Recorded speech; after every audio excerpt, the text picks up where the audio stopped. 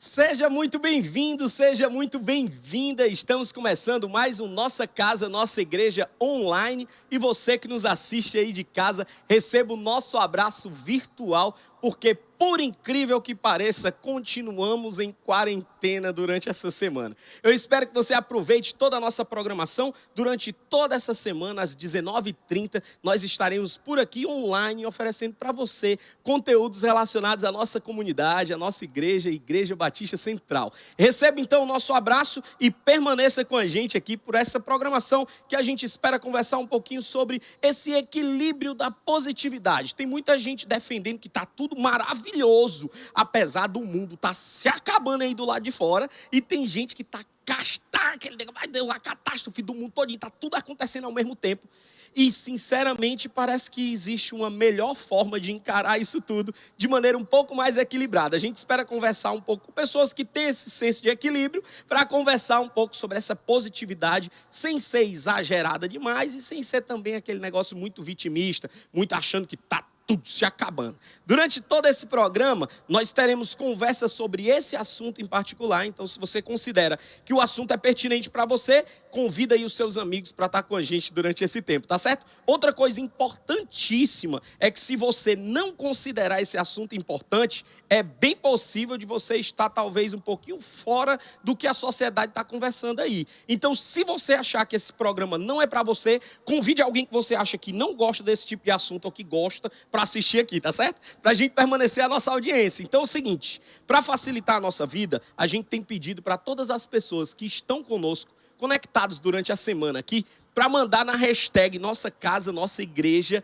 os vídeos, as fotos de como as pessoas estão vivendo em casa durante esse tempo de quarentena. Então, se você está vivendo um tempo gostoso dentro de casa e acredita ser pertinente compartilhar com a gente esse tempo e compartilhar com as outras pessoas também, posta aí na sua rede social o seu momento de igreja em casa, o seu momento de viver o cristianismo, viver o evangelho a partir do seu lar e marca essa hashtag Nossa Casa, Nossa Igreja. Assim a gente consegue até acompanhar direitinho aí o que está acontecendo na sua casa também. Tem gente que é um pouquinho mais tímido e gostaria de viver uma realidade um pouco mais WhatsAppiana, tipo uma coisa menos rede social, assim, para não ser tão exagerado, para não ser tão, meu Deus do céu, todo mundo está sabendo o que eu estou fazendo em casa. A gente tem um WhatsApp, que é o WhatsApp que a gente utiliza aqui na Igreja Batista Central, que ele funciona como uma lista de transmissão. E essa lista de transmissão, ela é muito simples para participar. Você precisa colocar esse número que está aparecendo aí na sua tela, nos seus contatos, na sua lista de contatos. É importante que ele faça parte da sua lista de contato, porque todas as informações que nós, como Igreja Batista Central, vamos enviar, precisa que esse número esteja salvo na sua agenda. Salva esse número na sua agenda e, na sequência, manda uma mensagem para a gente com o nome Igreja. Esse nome Igreja facilita para a gente entender qual é o seu vínculo, qual é o seu envolvimento com a gente aqui na Igreja Batista Central. Aí você já estará apto para receber as nossas informações e a gente vai mandar informações oficiais para você. Então, se você tem, de alguma forma, o desejo, a vontade de participar como alguém que pode, de alguma maneira, pode participar recebendo informações a partir de casa, manda esse WhatsApp para a gente, tá certo? Simples, direto, e a gente vai fazer aqui um bate-papo delicioso para conversar um pouquinho com pessoas que são inteligentezinhas que só e que vieram aqui no nosso tempo de hoje, segunda-feira, para a gente conversar sobre positividade tóxica. Tem muita gente acreditando que a positividade ela é imprescindível em momentos de dificuldade. Tem gente dizendo que precisa ser positivo, porque senão a desgraça acontece mais fácil. E tem gente que está considerando que o mundo está se acabando, a catástrofe está no meio do mundo todinho. A gente trouxe aqui Gleice, que já é participante ativa das nossas programações. Obrigado mais uma vez pela sua presença, bicha linda. Eu que agradeço. Muito bom. E hoje veio o Roger, todo bonito, vestido de planta para combinar com o nosso cenário. A gente agradece, Roger, obrigado também por estar aqui. E a gente queria começar o nosso bate-papo. O que é positividade tóxica? Ajuda aí. Obrigado, Vladson, pelo convite. Estou, a caráter. A positividade tóxica, como a gente tem falado muito, é essa falsa é positividade, essa falsa motivação. Por que falsa? Porque quando você fala para a pessoa, sem levar em consideração o contexto dela, quando você traz algo muito positivo, uma pessoa que está em sofrimento, né? Uma pessoa que está triste, uma pessoa que realmente, vamos colocar aqui o exemplo, uma pessoa que tem depressão. Quando você chega para uma pessoa e que diz, não, vai dar tudo certo, né? Você vai dar certo, faça a sua parte. Você traz, muitas vezes, para essa pessoa um peso muito grande. E, na grande maioria das vezes, as pessoas elas não estão falando por maldade. Na verdade, elas estão falando porque elas querem realmente trazer algo positivo. Mas a gente precisa ter muito cuidado quando a gente vai dar, quando vai falar, tá tudo certo, tá tudo bem, vai dar. Porque não é bem assim. A gente Então tem que ter quer cuidado. dizer que aquele negócio do vai dar certo, às vezes é até um problema. Dependendo da pessoa, sim. O ideal é que você escute. Porque, às vezes, a pessoa está falando, mas ela quer um ouvido. Aí você vê o contexto dela, você vê o que é que ela está dizendo. Claro, é legal sim você dizer não. Você reforça as questões positivas dela, você reforça também, você traz uma esperança para ela, você fala de coisas positivas, mas dentro do contexto dela e da realidade dela. Porque se você faz isso automaticamente, porque o que a gente vê aí nas redes sociais, no Instagram, vai dar tudo certo, hashtag, né, tá tudo bem, enfim. É uma vida que a gente vê que é uma vida falsa, não uma vida verdadeira. Quem não tem problemas, quem não tem dificuldade, quem não acorda no dia que está mais triste. Isso não é problema. Problema é quando você lida com isso de forma, vamos dizer assim, muito negativa também, que você, como você mesmo falou, você só olha para, tá tudo muito ruim, não vai dar certo, vai acabar o mundo, enfim. Então tem a ver com esse tal equilíbrio. Isso. Não vale a pena ser positivo exagerado, mas também não vale a pena ser negativo exagerado. Isso, é sempre um equilíbrio que você vai ter e lidar bem com suas emoções. Lidar bem com as emoções, Gleice. Quando se cria essa atmosfera de equilíbrio e tudo mais, parece que a gente entra numa seara de relativizar. Tipo, pode ser uma coisa, pode ser outra, já que pode ser qualquer coisa. Como é que equilibra esse negócio? Então, Vladson, eu acredito que, segundo até a própria Bíblia, né, a tristeza ela tem o seu propósito, ela tem um quê de existir. Né? Então, nós precisamos aprender que os nossos sofrimentos, que as nossas tristezas, que as nossas demandas, elas têm um propósito que elas podem ser ressignificadas. Eu acho que o equilíbrio está justamente em quando eu entendo que às vezes eu não posso mudar uma circunstância, que às vezes eu não posso mudar uma tristeza, enfim, né? um momento difícil, um momento de raiva, e tudo bem por isso, tudo bem eu não estar bem o tempo todo. Só que eu também não posso me condenar a viver uma vida fadada ao fracasso. Então, eu preciso entender que se hoje é um dia complicado, tudo bem. Ele é um dia e ele vai acabar. É um dia de cada vez, como a gente tem aprendido no Celebrando Restauração. Então, eu preciso aprender a equilibrar, vamos dizer assim, a dar um sentido para o sofrimento. Né? A gente aprende no CR que a dor ela tem um propósito de cura. Né? Então, a minha ferida pode trazer cura para outras feridas e as feridas de outras pessoas. E tudo bem. Né? Então, eu acho que a positividade tóxica, como a gente... é um termo novo até, né? O Roger pode explicar melhor sobre isso, mas é um termo que, poxa vida, nós não podemos o tempo todo dizer que está tudo bem. Tudo é muita coisa, né, Vlad? Como você fala. Tudo é muita coisa. Eu costumo dizer que nem tudo está maravilhoso, mas tem mais coisa boa do que coisa ruim. Isso é tóxico? Não, pelo contrário. Né? Quando a gente fala que tem coisas positivas, né? Que tem algo que realmente vale a pena, né? A gente precisa olhar o lado bom, sim, inclusive até dessa crise. Né? A gente não pode olhar com um olhar fatalista para isso. Né? Agora, quando a gente generaliza, né? Tudo está muito bem, quando você iniciou, e tudo não vai ter fim... Né? Enfim, a gente precisa ter muito cuidado com esses extremos. O extremo ele é perigoso. Então, quando eu... Pensando nesse extremo, nós temos emoções. E quais são os riscos? Porque as minhas emoções elas precisam ser afloradas.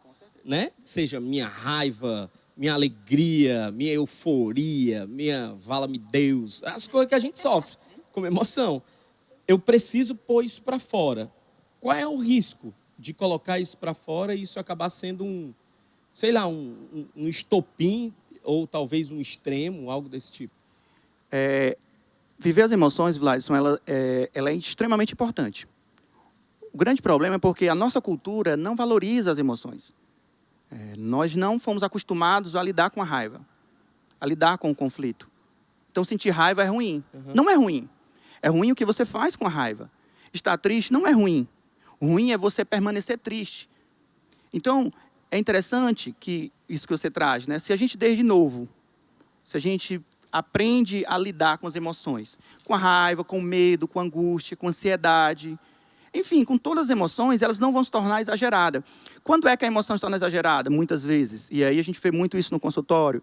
Por quê? Porque as pessoas elas não lidam bem com suas emoções. Quando é reprimido? Isso. Ela reprime, ela está tudo muito bem, ela não foi acostumada, às vezes até chorar, ou então está sempre muito bem, ou então ela chora escondida, ela não fala. Uhum. E aí chega um momento que isso implode, ou então ela explode.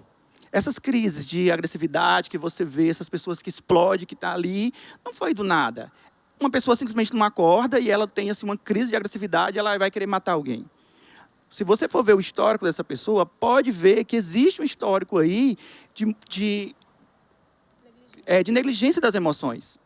Entende? Então, assim, as emoções, se ela é bem vivida, ela não gera isso. Uhum. Assim, ela não gera esse, vamos dizer assim, a gente não precisa ter medo. E é até importante, porque às vezes você está triste. Hoje eu estou triste. O fato só de você verbalizar que você está triste, você consegue se ouvir. Por que eu estou triste? A pessoa, por que você está triste? Aí você vai conversando, daqui a pouco você não fica mais triste, porque você pôde dar isso. Dividir o cargo, né? Assim, aquela fardo que é seu, né? Você trocou um pouquinho com as pessoas. Você falou sobre o consultório, Roger. Qual é a dinâmica hoje? O que é que você vive do ponto de vista profissional? O que é que você tem feito? Eu tenho atendido online, né, meus pacientes. Né? Inclusive, também eu me coloquei à disposição para atender outras pessoas, inclusive né, de outro país, porque tem brasileiros fora. Né? Então, eu tive essa experiência recente, né, de pegar uma brasileira que está lá e realmente está numa circunstância bem difícil. E passar para as pessoas também, de forma equilibrada, né, lidar com essas emoções, principalmente com ansiedade. Porque quando você não lida com ansiedade, geralmente você a ansiedade é ruim. Não, a ansiedade não é ruim. O que é ruim é o excesso da ansiedade. Porque é natural.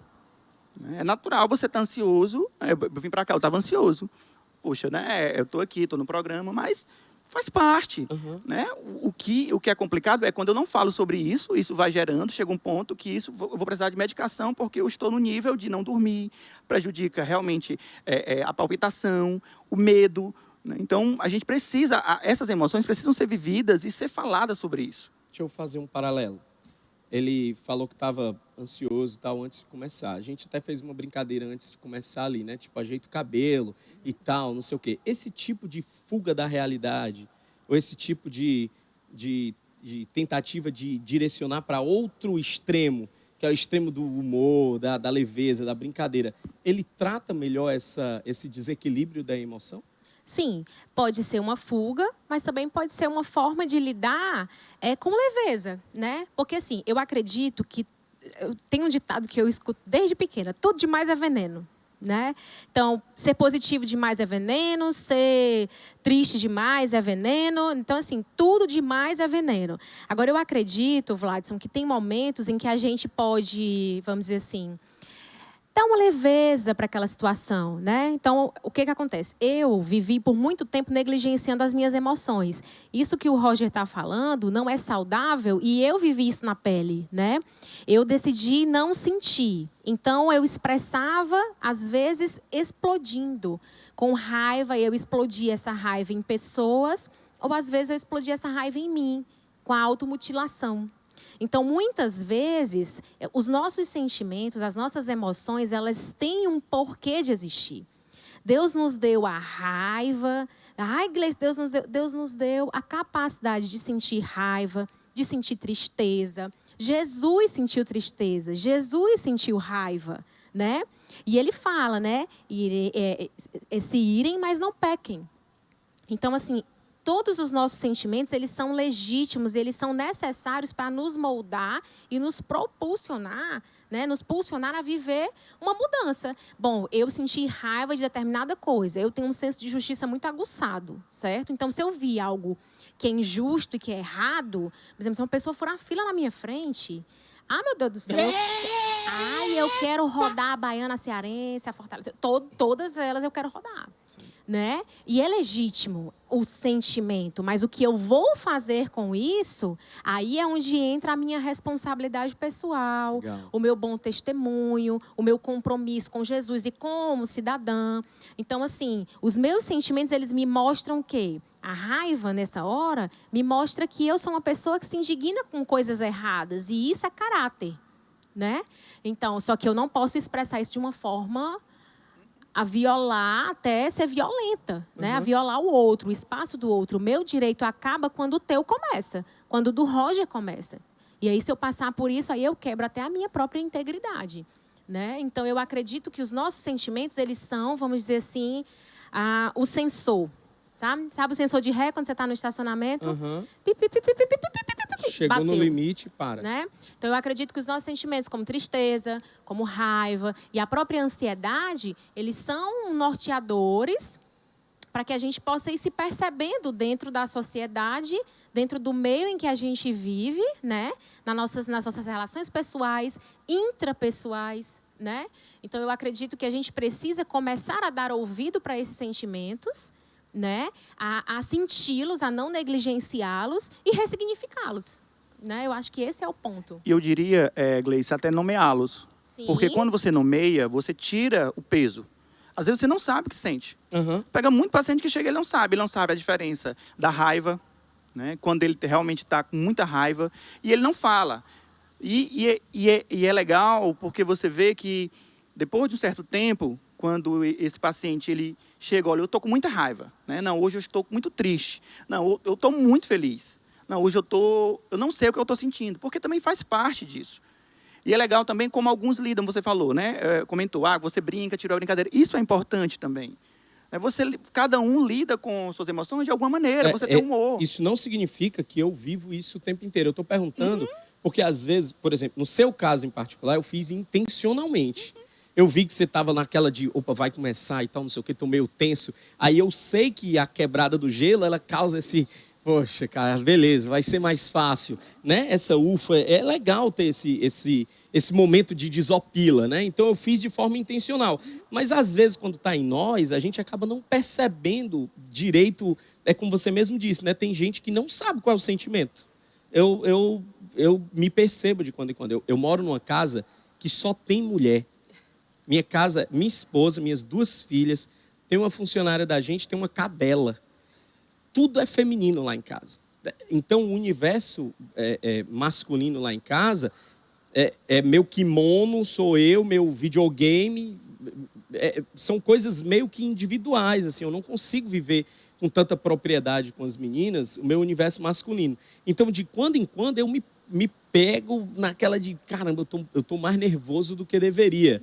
Eu tô exagerando, como você mesmo disse, né? Eu estou extrapolando. Tem um lugar que eu tenho que extrapolar isso. Eu tô fazendo um paralelo com... Eu ministro uma palestra no mundo corporativo que eu chamo de coragem para ser estranho. Que eu digo que quando você tem coragem para assumir sua estranheza, você se destaca, né? Você acaba sendo percebido de uma maneira diferente. E uma das coisas que eu defendo é que você precisa ter um hobby.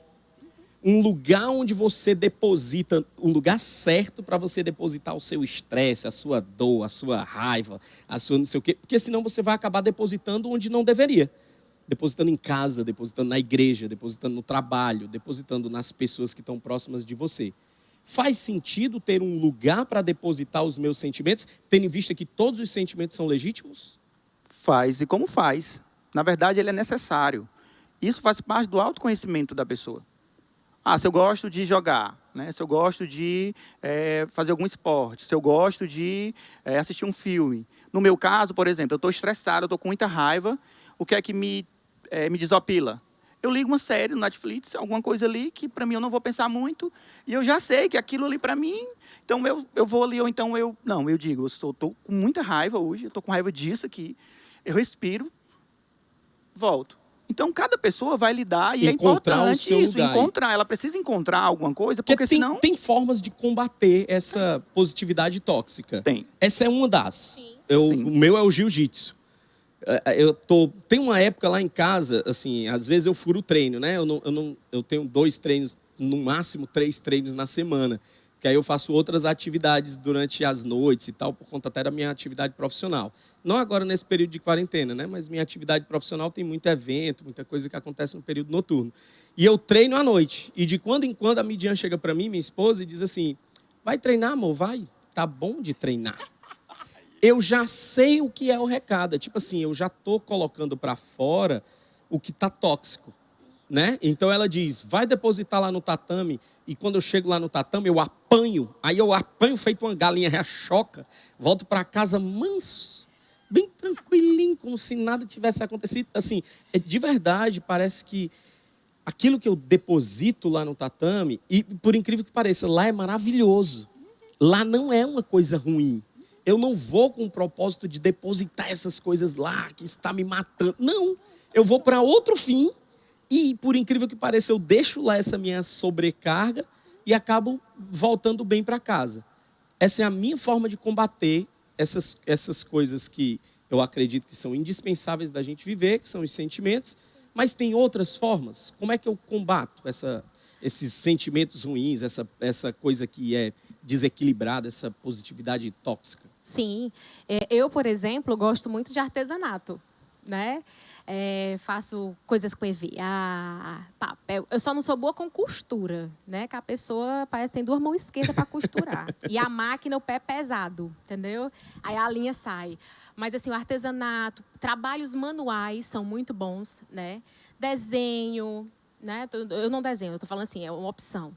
Desenhar, exercer trabalhos manuais, pintar, arte-terapia, né? A própria terapia, conversar com pessoas, terapia em grupo. Então, a gente tem várias opções do que fazer. Exercício físico é excelente. Acho que o Roger pode até explicar melhor o que isso gera no nosso organismo e no cérebro, né? Que é uma endorfina, dopamina, serotonina, né? Que dá o prazer para a gente, que alivia o estresse. Então, eu acredito que fazer coisas que tragam um pouco mais de... Deixa eu respirar... Né? Deixa o equilíbrio para as emoções. Então, muitas vezes a gente vive numa sociedade, eu até falei isso na sexta, né? A sociedade do cansaço. Vou até fazer uma correção que eu falei como era chinês, mas como é coreano. Aquele homem lá, que tem um nome bem difícil. Mas não mudou nada, pode ficar tranquilo. Continua difícil do mesmo jeito, né? Do mesmo tempo. Mas, assim, ele fala sobre isso, né? A sociedade do cansaço e a ideia de que um tempo em que eu não estou fazendo nada, que eu chamo de tédio, né? Que ele chama de tédio e a gente chama de ócio. Né? A gente não se dá ao luxo e ao prazer de viver o ócio. Né? O Rafisco até falou, viu o pingo cair da torneira, né? Mas é isso mesmo. Eu vou falar como um ativista, eu tenho dificuldade, às vezes, para dormir, porque eu deito e o meu cérebro começa a processar 1 bilhão de coisas. O que eu vou fazer no outro dia, o que eu poderia ter feito. Porque... Daqui a pouco, dá 3 horas da manhã, e eu estou processando o HD que era para estar desligado faz tempo. Né? Então, às vezes, colocar uma música terapêutica, a primeira vez que eu botei aquelas músicas de águazinha, assim, eu faço xixi quando eu coloco aquela música. Eu faço xixi. Faz sentido, estimula, né? Eu faço. Né? Lá no fundo do... Eu tô ouvindo, aí dá vontade de fazer xixi. Mas é mesmo, viu? Aqui dali é terapêutico pro xixi. Faz sentido. Sim, eu uso muito quando eu vou acompanhar a gente. É diurético. Quando eu vou acompanhar a gente no hospital, que a pessoa não consegue fazer xixi, eu boto aquela musiquinha, abro a torneira, dá certo. Sim. Acredito mais. Você falou sobre as inas aí, né? Dopamina, serotonina, essas coisas. Quando eu não expresso direito os meus sentimentos e acabo querendo acreditar que está tudo maravilhoso, que está tudo... E não estando, eu gero mais cortisol em mim? É bem danoso quando você não expressa suas emoções. Porque isso o corpo ele vai absorver. Né? Então, vai mudar, vai somatizar, o que a gente chama. Né? Então, hoje a gente vê muito isso. doenças psicossomáticas que são exatamente originadas por essas emoções desequilibradas. E sim, né, o cortisol ele vai ser modificado. Então, é muito importante a gente viver as emoções de forma equilibrada. E sair desse movimento, que é um movimento que hoje se vê muito, de que está tudo muito bem, são suas crenças negativas, vão mudar nas suas crenças, vai dar certo, você tem uma receita para aquilo, enfim, tem uma série de questões que é dada para você fazer, que você vai vencer, né? Você vai ganhar, você vai sair desse movimento. Então, tem que ter muito cuidado com isso. Então, um bom desempenho, né? Quando a gente fala sobre equilíbrio de emoção, ele também tem um equilíbrio biológico aí. Quando é o equilíbrio, eu perguntei sobre esse negócio do cortisol, porque é algo que, na medida que eu não cuido, ele me contamina, né? Se eu não estiver biologicamente equilibrado, eu também tenho um problema, um desequilíbrio aí, que ele é um tanto quanto complexo de resolver. Tem uma forma, é medicamentoso ou é algo psicológico, é algo que eu tenho que me perceber o quanto que é importante ter um terapeuta, ter alguém que caminha junto, ter um parceiro, conforme a Bíblia mesmo nos orienta a ter, né? Quanto mais eu consigo andar junto com alguém, se eu cair, esse alguém consegue me levantar e tudo mais. Faz sentido para ter esses equilíbrios das emoções eu não caminhar sozinho? Com certeza. O Roger está falando aí, você falando também, eu estou vendo um pouco da minha trajetória, né? Eu já passei por processo de ansiedade, em que essa ansiedade foi somatizando, porque, gente, a coisa mais impressionante é passar por uma crise de ansiedade. No meu caso, é tipo assim, eu estou aqui racionalmente, o cérebro aqui e o corpo morrendo e eu dentro de mim, né? Parece duas pessoas. O que está acontecendo? Oi? Como é que eu paro isso? Né? Então, assim, tem momentos em que é psicológico e quando eu negligencio, isso acaba se deteriorando, somatizando. Aí o que acontece? Se transforma num transtorno químico.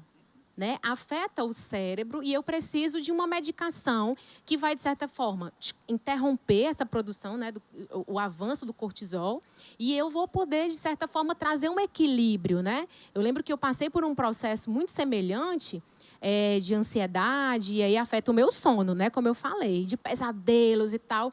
E quando eu olho para esse momento, eu digo assim, gente, a minha sanidade está escorrendo por ralo. O que eu tenho que fazer? Sendo que eu estava fazendo, eu faço acompanhamento com psicólogo, eu participo de grupos, eu tenho uma rede de apoio maravilhosa, uma madrinha no Celebrando Restauração, né? Eu tenho parceiros de prestação de conta, eu faço exercício, eu como bem. Como é que pode estar saindo por algum lugar? Né? Comecei a tomar medicação, tomando a medicação está saindo por algum lugar. E às vezes é o fato de eu não conseguir dizer não para algumas pessoas. Ouvir histórias quebradas, às vezes não está me fazendo bem. Eu preciso aprender a pausar. Sabe por que eu não pauso? Porque eu acho que eu tenho que ajudar as pessoas. Porque eu acho que eu tenho que fazer. Mas, de novo, eu não sou o que eu faço. Eu apenas sou uma filha amada de Deus. E, às vezes, nós, enquanto cristãos, nós, enquanto igreja, às vezes líderes, a gente esquece de que não tem problema ter problema. Entendeu? E isso é o bacana de ser humano. Aí, às vezes, eu fico assim, cara, por que Jesus, Deus se fez homem? Para dizer para a gente, Jesus foi lá e chorou. Ele fala para os discípulos, eu estou triste a ponto de morrer. Você tem noção do tamanho da tristeza de Jesus quando ele vai para o Getsemane? Se Jesus chorou, se Jesus ficou triste a ponto de morrer, por que é que eu, uma mera mortal, não posso ficar triste? Eu não posso me aprofundar nas tristezas, porque Jesus chorou, saiu e seguiu o fluxo. É o que eu preciso fazer. Sim, né? Enxugar a lágrima e tratar as coisas. Mas assumir a vulnerabilidade não é uma opção, é uma regra. É uma regra. Mas como é que a gente assume essa vulnerabilidade? Ou qual é o papel da vulnerabilidade nisso tudo, Roger? É exatamente isso que a Gleice, pegando a fala dela, né? Ela dizendo, né? Mesmo ela tendo essa rede de apoio, tomando medicação, ela se perceber vulnerável, de entender que não estava dando. Então, quando eu me percebo vulnerável, né? E aí eu até falo, né? Eu gravei um vídeo sobre ansiedade, falando um pouco, me colocando nesse lugar. Porque, às vezes, você olha para um psicólogo, você olha para um psiquiatra, você olha, né, para o ministro da saúde, você olha que, não, o cara está ali, né? Você vê o governador ali falando todo o tempo, muito tranquilo, muito sereno. Só que você tem que ver que são humanos. Será que ele também não tem ansiedade? Será também que, muitas vezes, algumas pessoas elas não admitem que tomam medicação? Uhum. Elas não admitem que ela tem problema. Então, assim, admitir que você é vulnerável, admitir que você, naquele momento, está precisando de uma ajuda específica, é fundamental. Por quê? Não quer dizer que você vai, agora, precisar de medicação para o resto da vida.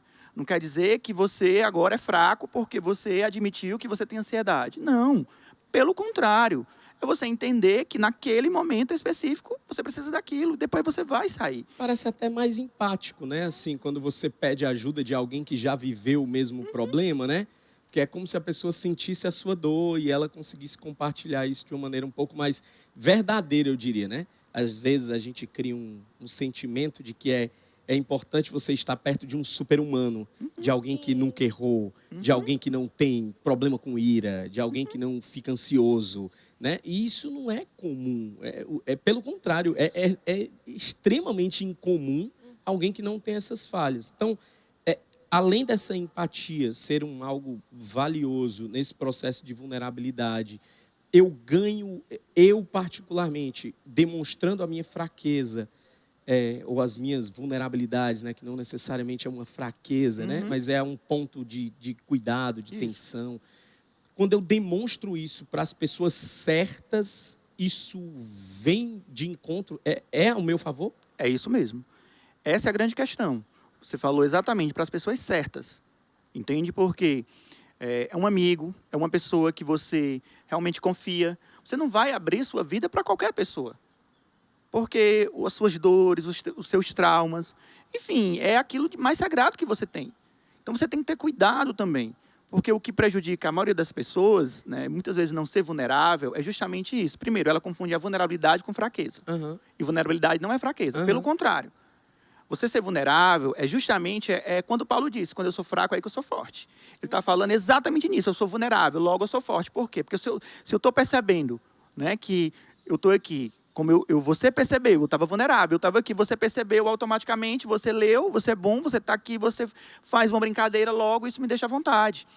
Se eu chegasse aqui e dissesse, e se eu não assumisse, se eu não falasse que eu estava, de certa forma, um pouco ansioso, você não ia... né? Você não ia perceber, eu ia estar aqui... E o princípio da pessoa certa também. Porque se, por exemplo, eu estou traçando um paralelo aqui com a vida dos heróis, né? O Superman é um cara que tem uma vulnerabilidade. Na verdade, ele tem duas grandes vulnerabilidades, né? Uma é a Kryptonita, a outra é a Lois Lane, né? Que é uma vulnerabilidade na vida do cara. Não que mulher seja um problema na vida de alguém, né?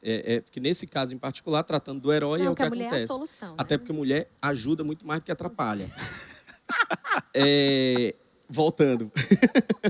O Superman tem essa dificuldade, essa vulnerabilidade. Isso. E essa vulnerabilidade, quando é exposta para os parceiros, ela é extremamente valiosa porque as pessoas o poupam de viver essa vulnerabilidade. Mas quando o Lex Luthor sabe, ele usa contra. Né? Ele captura a Lois Lane, ele faz alguma coisa e faz o Super-Homem dividir... salva o mundo todinho ou salva a Lois Lane, né? Assim. É interessante você falar nisso, porque o maior problema das pessoas, né, a maior dificuldade das pessoas em serem vulneráveis não está no que ela vai ganhar, ou que ela vai, mas é o medo que ela tem do que aquilo dali pode trazer de rebote para ela, né? Tem um livro fantástico, eu sempre gosto de indicar livro, né? Porque a pessoa come livros. Se tiver um vídeo e um livro, eu prefiro ler o livro. Ativismo, viu o nome disso? Eu não tenho paciência para ouvir, mas eu tenho que fazer. Tem a ver com leitura. Eu prefiro ver o vídeo, cada um. Eu amo eu prefiro ler livros, né? Então, assim, tem um livro que chama A Coragem de Ser Imperfeito. Sim. Que é Brené Brown. Exatamente. É fantástica, né? Ela é uma PhD em serviço social e ela fala muito... A defesa dela, a tese dela é toda em cima do poder da vulnerabilidade, né? E ela diz que... Tem várias palestras dela, inclusive, no YouTube, né? Sim. Onde ela fala que ela percebeu que as pessoas mais felizes eram as pessoas que tinham a capacidade de ser vulneráveis e admitir as suas fraquezas.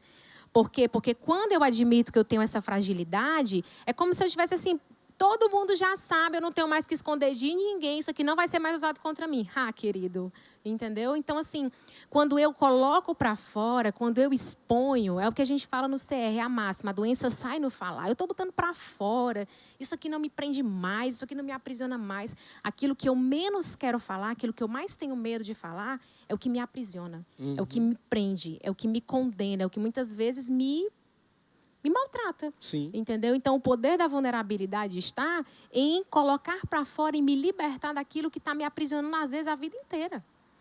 E que, às vezes, eu acho que só eu que passo. Mas, quando eu falo, aí eu escuto, fulano, eu também passo por isso. Aí gera empatia. Vulnerabilidade gera vulnerabilidade. É inevitável. Vulnerabilidade gera vulnerabilidade. E é bem verdade. Eu falei de Brené Brown porque foi a minha inspiração para fazer minha palestra sobre vulnerabilidade, o Coragem para Ser Imperfeito. E eu me apaixonei pelo conceito, porque eu acredito que traz humanidade para as relações, né? Não é aquele lance do eu sou a pessoa mais incrível da face da Terra e agora você vai me ouvir. Pelo contrário, né? É tipo assim, onde eu sou teoricamente frágil, né? Vivo aquele momento de dificuldade ou de vulnerabilidade, é onde realmente eu me conecto com as pessoas de verdade, né? Não é porque eu sou bom de ensino que eu me conecto com as pessoas. Não que não seja, né? É óbvio que o ensino também conecta, mas essa conexão mais pessoal, mais entranhada, ela se dá muito mais por conta dessa vulnerabilidade do que qualquer outra coisa. Eu, particularmente, me apaixonei pela história. Mas deixa eu só fazer um pedido aqui, Roger. A gente, igual nosso programa, ele tem uma dinâmica. E a gente vai fazer agora um momento onde a gente vai conversar um pouquinho sobre outro assunto. Aí, nesse momento, vai acontecer um passe de mágica. E nessa cadeira, você não estará mais e estará um outro ser humano para quando voltar aqui, tá certo?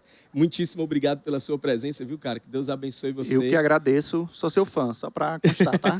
Glória a Deus. Deus é que é bom. Obrigado de verdade. É bom ter pessoas que têm a vivência que você tem, né? Trazer para a gente essa realidade que é um pouco mais clínica, um pouco mais científica, que para nós é tão importante nesse momento de vulnerabilidade que a gente está vivendo aí como sociedade, né? Eu queria super te agradecer mais uma vez. Obrigado. Viu, Eu que agradeço. Prazer enorme. Seguinte, para você aqui que está me assistindo, nós vamos fazer um seguinte movimento.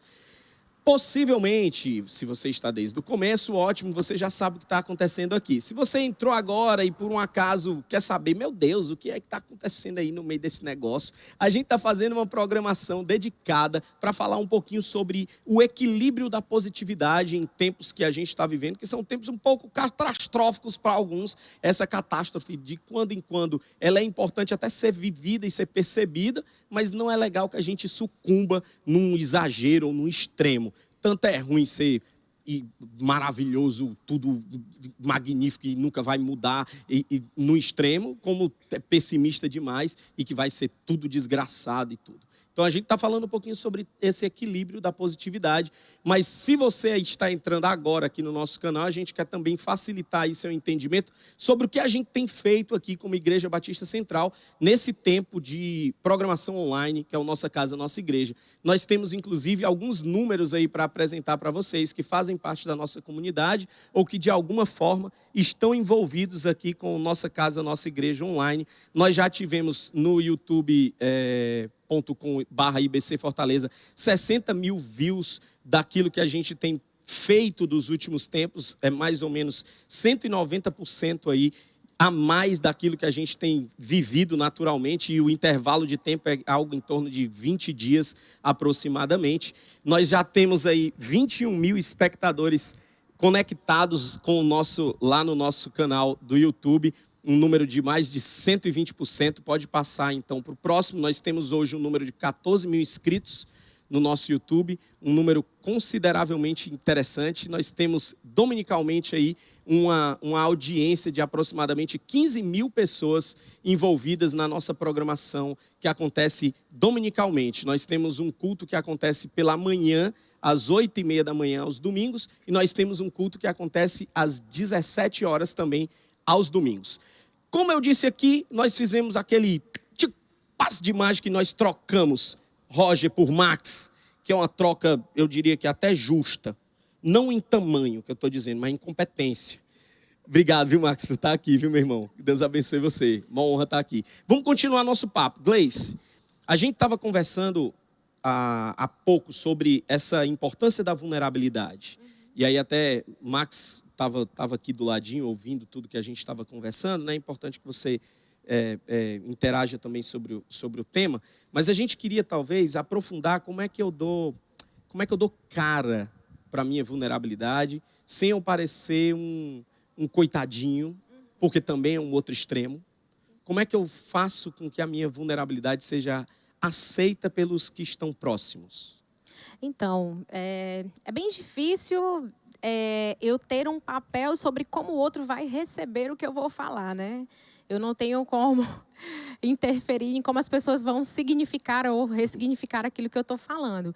Mas eu acredito que quando eu consigo fazer com a maior verdade possível, sem aquele medo, sem aquele pânico, porque muitas vezes eu acho que o problema não está só no como o outro está ouvindo, né? Mas como eu estou expressando. Se eu expresso com insegurança, se eu expresso com medo ou com vergonha, muitas vezes isso não vai sair de uma forma... Vai sair no efeito rebote, ao invés de ser como eu gostaria que estivesse acontecendo, né? Max trabalha com venda. A positividade, ela não é uma opção para você não, amigo. Ela é uma necessidade. Você tem que estar todo tempo, vamos lá, e tá tudo maravilha, e amanhã tudo vai melhorar e vai ser não sei o quê. Como é que equilibra isso, filho? Na profissão, na atividade, como é que não transforma isso em uma positividade tóxica? Continuo me chamando Max, né? Um discípulo de Jesus em processo de restauração, e a vulnerabilidade para mim sempre foi difícil, né? Eu vou contar um pouquinho aqui da minha história. Eu vivi num mundo de festas, forró, então bebida, droga. E nesse meio, você não pode mostrar que é fraco. Pelo contrário, você tem que mostrar que é o que bebe mais. Não pode nem repetir a roupa. Verdade. Tem que ser a mesma roupa. Mesma roupa no forró, nunca. Então, você tem que mostrar que tem mais dinheiro. Você tem que mostrar que pega mais mulher, que bebe mais, é o que usa mais droga. Então sempre você tem que ser o melhor. E isso aí eu falo quando eu não conhecia Cristo, né? E quando eu conhecia Cristo, como é que eu podia mostrar essa vulnerabilidade, né? Foi difícil para mim. Eu creio que a minha primeira vez que eu fui vulnerável foi quando eu cheguei para minha mãe e pedi ajuda. Sobre eu dizer para minha mãe que eu era doente. Eu tinha problemas com droga e bebida, né? Em relação ao trabalho, realmente eu tenho que estar todo o tempo bem, mostrar para os clientes que estou bem. E, inclusive, a gente está no processo agora que eu trabalho com venda de farinha de trigo, commodities. Então, o dólar está lá em cima. E a gente tabela toda semana. E como é que eu faço isso para mostrar para o cliente? Porque o cliente vem de lá querendo preço, a empresa está querendo mais. E tu está no meio disso. E tu tem que ser positivo, tanto para a empresa, como positivo para o teu cliente. E, em alguns momentos, eu fui vulnerável para o meu cliente. Nesse momento, eu peço paciência, eu não tenho como resolver o seu problema, porque é um problema que vem mundial, é dólar e tal, e vou explicando. E, por incrível que pareça, eles estão se colocando no meu lugar. Isso até fortalece o relacionamento? Sim.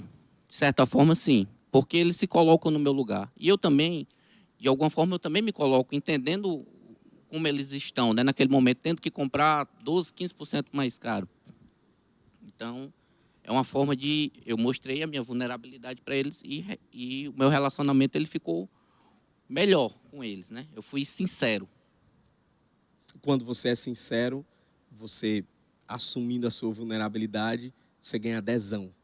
A galera meio que entra no jogo para fazer. Agora, a gente falou agora há pouco sobre para quem falar, né? De ter esse ajudador, essa pessoa que pode ser o ouvido, para você não cometer a gafe, o equívoco de ser vulnerável para quem pode talvez até maltratar você pela vulnerabilidade, né? No Celebrando a Restauração, a gente tem um programa que, inclusive, encoraja você a ter um ajudador. Como é que esse programa, ele realmente ele é solução para essa dificuldade de vulnerabilidade, Grace? Assim, solução, não vou dizer que né? Mas é uma ótima ferramenta, porque eu gosto de dizer assim, não é solução, porque para mim solução é só Jesus. Né? Principalmente nessas áreas emocionais, né? Mas é uma ferramenta que me ajuda a alcançar essa solução, né? Então, assim, encontrar uma pessoa, um parceiro de caminhada é muito importante, porque é onde eu vou exercer esse ambiente seguro, é onde eu vou exercer essa vulnerabilidade. Mas, de novo, né, você acabou de falar, eu tenho que ter o cuidado ao escolher essa pessoa. Eu não posso escolher qualquer pessoa, né? Porque, vamos lá, você sabe que tem pessoas que têm lutas com mentira, com fofoca, entende? E julgamento. E para que eu possa exercer a vulnerabilidade de uma forma equilibrada e com confiança, eu preciso confiar naquela pessoa. Eu preciso dizer assim, cara, eu vou abrir a minha vida para você, porque você se mostrou uma pessoa com sanidade, com equilíbrio e com capacidade de administrar o que eu vou te falar. Então, por exemplo, tem ambientes onde eu vou dar um exemplo, né? Eu vou lidar com pessoas que são vítimas de violência, certo? Nesses casos, mulheres, né? Nesses casos, eu sou mais detalhada. Eu detalho, eu descrevo. Por quê? Porque gera empatia. Vai gerar vulnerabilidade. Aquela mulher... A humanidade, ela vai... né? Aquele lance, opa, eu estou falando com alguém que compreende a minha dor. Que compreende, que passou por isso também. Porque o que acontece? A tendência de uma pessoa que vai começar a abrir uma história pesada ou uma dor é achar que ninguém vai acreditar no que ela está falando ou ninguém vai entender o que ela está falando, né? Então, quando eu abro esse espaço de confiança como uma pessoa que vai ouvir vai receber a vulnerabilidade do outro, é quando eu digo, a vulnerabilidade gera vulnerabilidade. Então, eu abro um pouco da minha caminhada, um pouco da minha dor, para que aquela pessoa se sinta segura. É fazer o que você fez com o Roger quando ele chegou. É dizer, ei, tá tudo bem, é tudo tranquilo aqui, eu sou um ser humano como você. Entendeu? Então, eu preciso escolher uma pessoa em quem eu possa confiar. Porque é muito constrangedor você abrir falhas de caráter, medo, pânico, vergonha, culpa, entende? E eu tenho que ter um ambiente seguro para fazer isso, confiável. O que é que eu ganho, Max? Você acabou de relatar que precisa viver positividade por conta da sua profissão. Mesmo em meio a tanta confusão, você diz, cara, eu não posso exagerar aqui, dizer que está tudo maravilhoso, porque eu tenho provas de que não está. Né? O dólar está estourado, o meu preço de mercadoria está acima do que realmente eu normalmente pratico. Como é que você se coloca numa condição como essa para não ferir aquilo que é princípio, que é, cara, eu quero viver a verdade, mas eu não posso quebrar minha relação de confiança. Você falou agora há pouco que precisou ser vulnerável para os seus clientes de quando em quando dizer, cara, realmente eu não tenho como te fornecer mais. Com relação ao trabalho, é relativamente mais simples, porque você está tratando de um assunto só. Em casa, hein, velho? Como é que assume essa vulnerabilidade para não ser positivo demais, nem vitimista demais? Como é? Eu conversei até com a Gleides antes, né? Que eu sou um cara que eu fiz aquele... Quem eu sou, né? Aquele Enneagrama. E lá deu entusiasta. É o número 7, né? É, o número 7. E lá, o entusiasta, ele tem medo de ser ferido, ele tem medo do problema, né? Então, ele é superficial. Ele é tolerante demais, excessivamente com ele. Ele foca só no bom. E aí, ao contrário, a minha esposa, ela é perfeccionista. E aí, gosta do confronto. Eu fugia do confronto. E aí eu ia na brincadeira, tentando brincar, levar na esportiva e tudo. E ela queria uma DR. Ela queria conversar sério. Sim. E eu não queria ser profundo. E aí eu conheci o CR, né? Quando eu conheci o CR, a gente foi... Eu não vou dizer que foi no primeiro encontro, não foi. Eu fiz o primeiro grupo de passo. No segundo grupo de passo, eu comecei a ver a profundidade. E hoje eu assim, dou glórias a Deus, porque a minha esposa é minha prestadora de conta. Então, Aí é riqueza. Eu chego para ela, então eu luto com a drogadição. E aí tem dia que eu sonho usando. E aí eu chego para minha esposa, passei a noite sonhando usando droga. Eu estou sendo vulnerável com ela. E eu entendo que quando eu sou vulnerável com ela e quando eu abro o meu coração, eu tenho muito mais chance de não cair. E aí vem lá, eu luto com a dependência de amor e sexo. E aí eu vou para academia. E chega lá, eu olhei para alguma menina. E aí eu chego, amor, hoje eu dei uma olhada ali, mas eu já saí do prumo, evitei. Mas eu partilho com ela. E aí, uma vez eu partilhei isso no meu grupo de relacionamento, uma pessoa que participa disse, eu não tenho estrutura para o meu esposo falar isso. Uhum. Aí eu disse assim, mas quando ele falar isso, provavelmente ele não vai cair.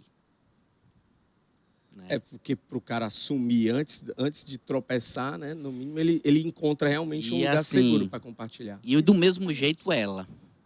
Então, quando ela está no dia do perfeccionismo dela, que ela quer tudo certo, que ela tá ali, que ela cai na intolerância e tudo, ela chega para mim e diz, eu não estou bem.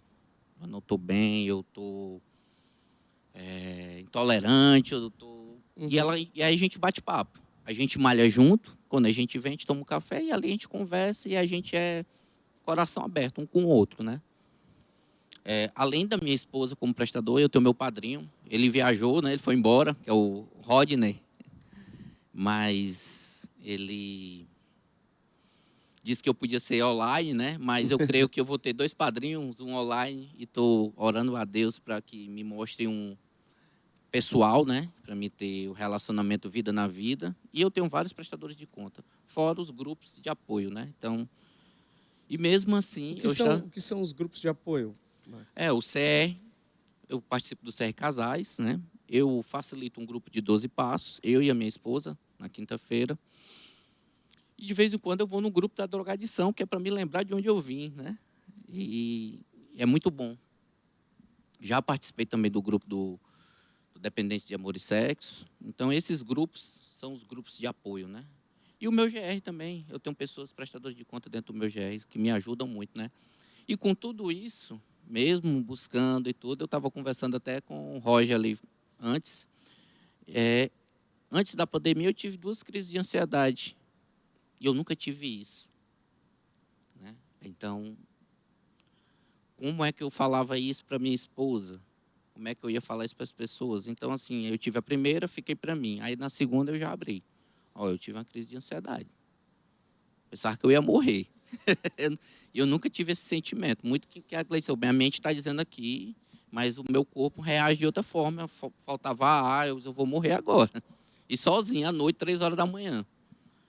E abri com a minha esposa, liguei para um amigo. Não, foi no dia que teve reunião de GL, e a gente foi na casa dessa pessoa, que é o Paulo, e ele também luta com ansiedade, e ele pôde conversar comigo, me deu até uma medicaçãozinha nesse dia. E aí eu busquei um psiquiatra, e estava conversando com o Roger que eu também tenho que buscar a terapia. Né? Então, eu já identifico o que eu preciso. Então, o mais fácil é esse, é identificar que você precisa. Então, eu saí da minha negação, né? Que eu não preciso. Que bom. Eu queria super agradecer. Esse papo, ele é um papo tão valioso, né? Eu diria que ele, se deixar, a gente passa aqui o tempo todinho conversando e não acaba assunto, né? Eu queria agradecer, Max, pela sua vinda aqui. É muito bom ter alguém que tem experiência, que tem vida para falar sobre o assunto que a gente está conversando. A Gleice é uma profunda conhecedora, não só do ponto de vista teórico, mas da vivência, né? Isso traz para a gente até uma certa empatia para conversar sobre temas como vulnerabilidade, como o equilíbrio das emoções, né? Certamente as pessoas que nos assistem aqui em casa e várias das pessoas que estão nos assistindo devem ter, sim, os seus momentos difíceis, os seus rompantes de emoção, de dificuldades e coisas desse tipo. Então, a minha oração é que você permaneça conectado naquilo que realmente vale a pena se conectar. A Gleice usou durante várias vezes na fala dela aqui, que é só Jesus. E, sinceramente, se tem alguém que é capaz de equilibrar a nossa emoção, é a pessoa do Cristo que morreu por nós e é capaz de trazer aí esse equilíbrio que é tão complexo de ser vivido, em especial em momentos difíceis como a gente está vivendo agora, que é esse momento de caos. Então, que Deus abençoe você. A semana está só começando. Nós teremos durante toda essa semana, às 19h30, pontualmente, começando aqui nesse mesmo canal, IBC Fortaleza, nós teremos programações direcionadas aí para várias faixas etárias, pessoas e assuntos, enfim. Teremos muita oração, muito louvor, muita gratidão a Deus na medida certa, porque nós entendemos que as coisas estão acontecendo debaixo de um propósito muito maior e que às vezes a gente nem consegue entender. Mas vale a gente acatar, acolher e ser prudente aí para poder conduzir da melhor maneira possível. Que Deus abençoe a sua semana e até o nosso próximo Nossa Casa, Nossa Igreja online. Valeu!